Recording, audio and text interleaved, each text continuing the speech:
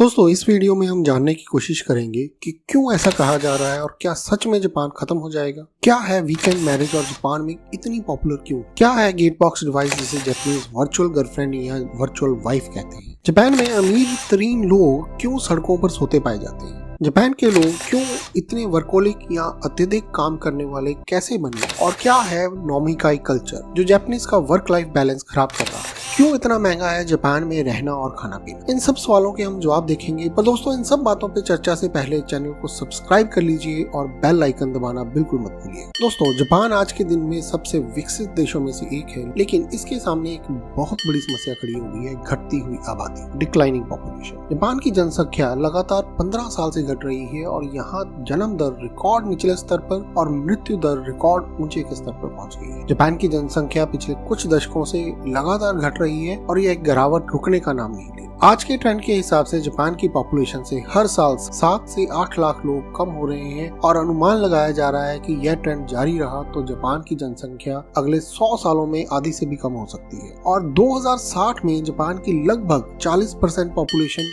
65 साल से ऊपर हो जाएगी। मींस जापान की ये वो पॉपुलेशन का हिस्सा होगा जो काम तो नहीं कर पाएंगे बल्कि उन्हें एक्स्ट्रा केयर की भी जरूरत होगी। जापान की इतनी तीव्रता से घटती हुई आबादी की वजह से ही ये खबरें बहुत पॉपुलर हो रही हैं कि क्या जापान सच में खत्म हो जाएगा। पर सवाल ये है कि जापान इस स्टेज पर पहुंचा कैसे। तो इसका एक मुख्य कारण है जापान के लोगों का अत्यधिक काम करना या वर्कोलिक होना। इसी वजह से वो शादी और बच्चों की जिम्मेदारियों से दूर भागते हैं। पर जापान के लोग क्यों इतने वर्कोलिक यानी इतने अत्यधिक काम करने वाले कैसे बने। अगर जापान के इतिहास में देखें तो जापान में समुराई संस्कृति का बहुत प्रभाव रहा है, जहाँ कर्तव्य यानी ड्यूटी और अनुशासन डिसिप्लिन को सर्वोच्च माना जाता है। मेहनत, त्याग और अपने समूह यानी अपनी कंपनी या समाज के प्रति निष्ठा दिखाना जापानी समाज में एक पुरानी परंपरा रही है। जापानी समाज व्यक्तिवाद यानी इंडिविजुअलिज्म की बजाय सामूहिकता कलेक्टिविज्म को प्राथमिकता देता है। इसीलिए आपको ज्यादातर जापानी लोग जॉब करते दिखेंगे। जापान में अगर एक व्यक्ति जल्दी घर आ जाए तो उसे आलसी माना जाता है और सभी कर्मचारी तब तक ऑफिस में रहते हैं जब तक वहाँ बॉस होता है। जापानीज की यही भावना आगे चलकर मॉडर्न वर्क कल्चर में भी देखी गई है। पर जापान में द्वितीय विश्व युद्ध के बाद यानी 1945 के बाद ओवरवर्क कल्चर का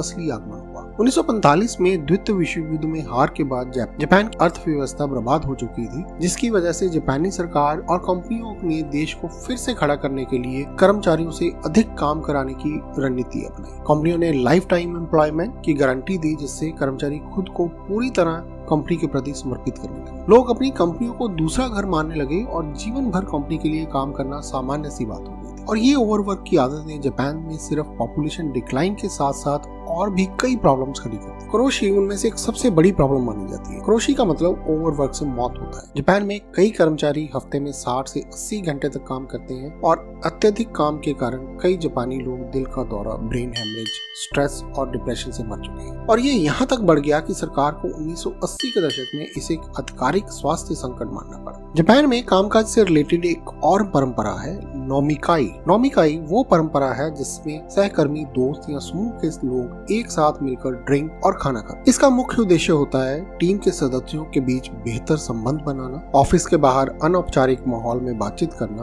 और सहकर्मियों या दोस्तों के साथ रिलैक्स करना। कई कर्मचारी इसमें जाना पसंद नहीं करते, लेकिन कई बार इसे रिजेक्ट करना करियर के लिए काफी नुकसानदायक हो जाता है। इसका मतलब यह है कि ऑफिस का काम खत्म होने के बाद भी लोगों को अपने बॉस और सहकर्मियों के साथ बाहर जाना ही पड़ता है और इससे उनका निजी समय और कम हो जाता है और वर्क लाइफ बैलेंस बिल्कुल खराब हो जाता है। जापान में काम के बाद सड़क पर सोने की संस्कृति भी काफी प्रचलित है। अगर आप कभी टोक्यो, ओसाका या किसी अन्य बड़ी जापानी शहर की सड़कों पर देर रात को घूम रहे हो तो आपने देखा होगा कि कई लोग सड़क के किनारे, ट्रेन स्टेशन के पास या वर्क की बेंच पर सोते हुए पाए मिल जाते हैं। यह जापान में एक आम नजारा है और ऐसा नहीं है कि इसमें सिर्फ गरीब या होमलेस लोग ही सोते हैं, बल्कि इनमें जापान के बड़े से बड़े एग्जीक्यूटिव जो अच्छी खासी सैलरीज लेते हैं वो भी आपको अक्सर मिल जाएंगे। इसे इनमुरी या रोड स्लीपिंग कहा जाता है। पश्चिमी देशों में अगर कोई सड़क पर सोता है तो उसे अक्सर गरीब या बेघरपन, होमलेसनेस से जोड़ा जाता है। लेकिन जापान में मामला थोड़ा अलग है। यह शर्मनाक नहीं माना जाता, यह मेहनत की निशानी के रूप में देखा जाता है और लोगों को नशे में या अत्यधिक थकान की वजह से सड़क पर सोते हुए छोड़ देना सामान्य माना जाता है। यानी कि अगर कोई व्यक्ति सड़क पर सो रहा है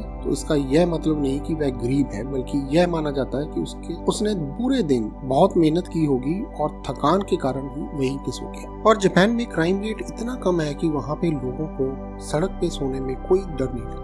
जापानीज लोग इतना ओवर काम करते करते खुद भी एक मशीन की तरह ही हो गए हैं, जिससे उनके इमोशंस बिल्कुल खत्म से हो गए। इसीलिए शायद जापान में युवा करियर को शादी और परिवार से ज्यादा अहमियत देते हैं और ओवरवर्क कल्चर के कारण लोगों के पास शादी और बच्चों के लिए समय ही नहीं बचता। और यही नहीं, जापान में बच्चों की परवरिश और शिक्षा बहुत महंगी होती है और जापान में डिजिटल युग के चलते लोग अकेले रहना ज्यादा पसंद करने लगे हैं, जिससे रिश्तों में दिलचस्पी घट सी रही है। जापान में इसे हिकिकोमारी कहते हैं। ये एक सामाजिक समस्या है जिसमें लोग समाज से कट कर घर में अकेले रहना पसंद करते हैं। और यही वजह है कि जापान के लोगों में गेट बॉक्स डिवाइस काफी लोकप्रिय है। जी हाँ, गेट बॉक्स डिवाइस जो वर्चुअल वाइफ या वर्चुअल गर्लफ्रेंड के नाम से भी काफी पॉपुलर है। गेट बॉक्स एक वर्चुअल होलोग्राफिक असिस्टेंट डिवाइस है जिसे 2006 में जापानी कंपनी विंचो कॉर्पोरेशन द्वारा विकसित किया गया। इसे एक एआई वर्चुअल वाइफ डिवाइस भी कहा जाता है क्योंकि इसमें एक होलोग्राफिक कैरेक्टर होता है। होलोग्राफिक कैरेक्टर एक ऐसा डिजिटल या वर्चुअल चित्र होता है जिसे होलोग्राफिक तकनीक की मदद से 3D में प्रस्तुत किया जाता है। ये कैरेक्टर आमतौर पर वर्चुअल इंटेलिजेंस, कंप्यूटर ग्राफिक्स और होलोग्राफीज के संयोजन से बनाए जाते हैं, जिससे वे असली लगते हैं और वर्चुअल स्पेस में लाइव परफॉर्म भी कर सकते हैं। इसी तरह गेट बॉक्स एक वर्चुअल होलोग्राफिक असिस्टेंट डिवाइस है जिसे एआई वर्चुअल वाइफ डिवाइस भी कहा जाता है। वर्चुअल वाइफ होलोग्राफिक कैरेक्टर भी यूजर के साथ बातचीत करता है और इमोशनल बॉन्डिंग बनाने का प्रयास करता है। इसमें सबसे पॉपुलर कैरेक्टर अजुमा हिकारी है, जो एक एनिमी स्टाइल वर्चुअल गर्लफ्रेंड है और बातचीत, रिमाइंडर, लाइट कंट्रोल और अन्य स्मार्ट होम फंक्शन कर सकती है। आजकल कई जापानी पुरुष रियल रिलेशनशिप की जटिलताओं से बचने के लिए वर्चुअल गर्लफ्रेंड को प्राथमिकता देते हैं। यह डिवाइस काफी महंगी है। इसकी कीमत 2 से 3 लाख जापानी येन यानी 1 से 1.5 लाख भारतीय रुपए हो सकती है। ये डिवाइस इतनी महंगी होने के बावजूद वहाँ जापानीज पुरुषों में काफी पॉपुलर है। जापानीज लोग अपने दिन के मैक्सिमम टाइम को काम और उससे रिलेटेड एक्टिविटीज में इतना ज्यादा कंज्यूम कर देते हैं, उनके पास फैमिली लाइफ के लिए लिटरली थोड़ा सा समय भी नहीं बचता। इसीलिए जापान में वीकेंड मैरिजेस का ट्रेंड भी बहुत जोर पकड़ रहा है। आज के दिन जापान में करीब 25 से 30% युवा वीकेंड मैरिज को प्रेफर कर रहे हैं। वीकेंड मैरिज का कंसेप्ट यूरोप, खासकर फ्रांस और जर्मनी में सबसे पहले देखा गया था। 1950 और 60 के दशक में जब महिलाओं ने भी करियर बनाना शुरू किया तो कई जोड़ों ने अलग अलग शहरों में काम करना शुरू किया। इसी दौरान फ्रांस और जर्मनी में डिस्टेंस मैरिज या वीकेंड मैरिज का चलन शुरू हुआ, लेकिन यह ट्रेंड बहुत छोटे स्तर पर था और इसे आमतौर पर लॉन्ग डिस्टेंस रिलेशनशिप की तरह देखा जाता था। वीकेंड मैरिज यूरोप में धीमे स्तर पर रहा, लेकिन 1990 और 2000 के दशक के बाद जापान में यह बहुत तेजी से बढ़ने लगा। इसके पीछे कई कारण थे। कई प्रोफेशनल लोग रोज 10-12 घंटे काम करते हैं, जिससे उनके पास पारिवारिक जीवन के लिए समय नहीं बचता। अगर पति पत्नी दोनों काम कर रहे हों और उनके ऑफिस अलग अलग शहरों में हो तो वे अलग रहने को प्राथमिकता देते हैं। जापान में पारंपरिक रूप से महिलाओं से उम्मीद की जाती थी कि वो शादी के बाद घर संभालने और काम छोड़ दें, लेकिन 1990 के दशक के बाद महिलाओं ने ज्यादा करियर फोकस्ड होना शुरू किया। कई महिलाएं शादी तो करना चाहती थी, लेकिन हाउसवाइफ बनने से इनकार कर गई। इसीलिए उन्होंने शादी के बाद भी अपने करियर को जारी रखने के लिए अलग अलग रहने का फैसला किया। जापान में लोग शादी को जिम्मेदारी मानने की बजाय इसे लाइफस्टाइल चॉइस की तरह देखने लगे। जापान में यह ट्रेंड खास तौर पर टोक्यो, ओसाका और क्योटो जैसे शहरों में ज्यादा देखा जा रहा है। जापान के अलावा अब चीन, दक्षिण कोरिया और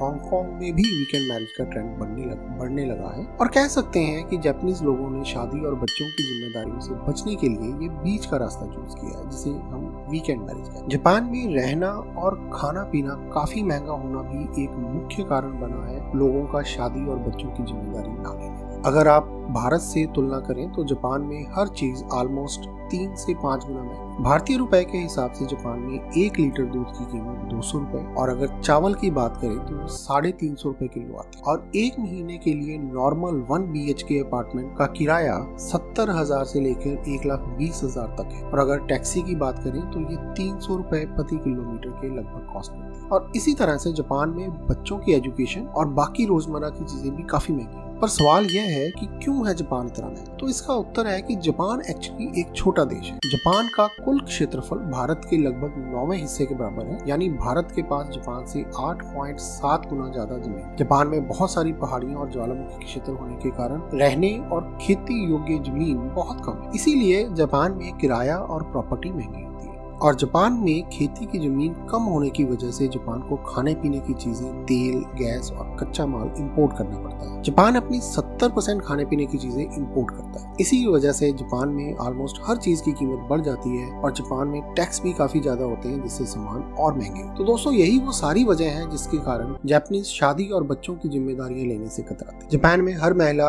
औसतन सिर्फ 1.3 बच्चे जन्म देती है, जबकि जनसंख्या को स्थिर बनाए रखने के लिए ये औसत कम से कम 2.1 बच्चे जरूरी होते हैं। इसी कारण जापान में हर नई पीढ़ी पिछली से छोटी होती जा रही है। तो अब आते हैं अपने असली सवाल पर, तो क्या जापान पूरी तरह से खत्म हो जाएगा? तो इसका उत्तर है नहीं, जापान खत्म तो नहीं होगा, लेकिन हाँ, यह बहुत कमजोर हो जाएगा और अगर जापान सही कदम उठाता है तो वह इस समस्या से बाहर निकल सकता है। तो दोस्तों अगर आपको इस वीडियो में दी हुई जानकारी अच्छी लगी है तो इसे सिर्फ अपने तक मत रखिए, इसको दूसरों के साथ शेयर कीजिए और चैनल को सब्सक्राइब करना बिल्कुल मत भूलिएगा। धन्यवाद।